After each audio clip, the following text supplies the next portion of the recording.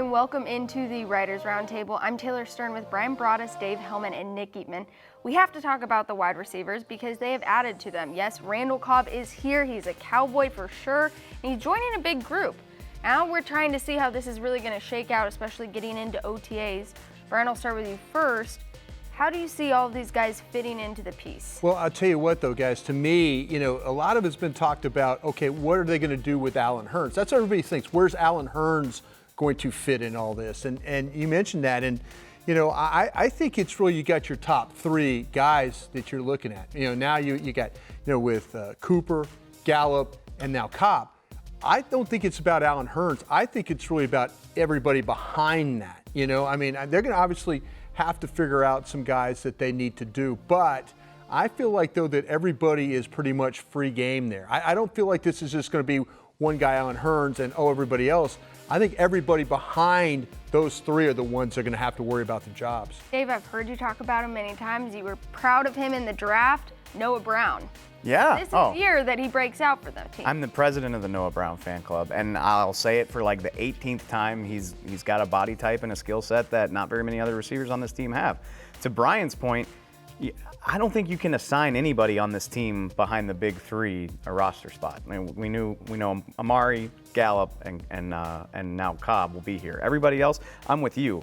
People want to come after Allen Hurns' money. Like that's the thing for me, is he's making more than your average fourth receiver makes. And so people are looking at the discrepancy and saying, okay, how do we get that money back? I don't tend to buy that. I think his versatility, his attitude is something you got to watch out for. I think the coaching staff really values that.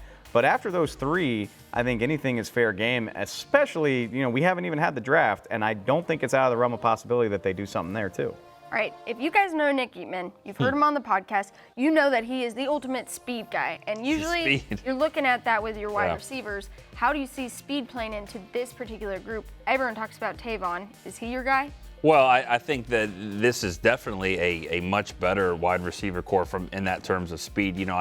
Before we get into just how fast the guys are, I think it's important to note, if you go back 14 months or so, just a little bit more than a year, and you look at the receiver position when you're talking about Dez, Cole Beasley, Terrence Williams, and Bryce Butler, those guys. Now you're looking at everything's different. Amari, Gallup, Tavon Austin, Randall Cobb, even Hurns, they basically just had a big facelift to the receiver position. So, and yes, good speed there. Tavon, Gallup has shown the ability to go deep, and I think Cooper can as well.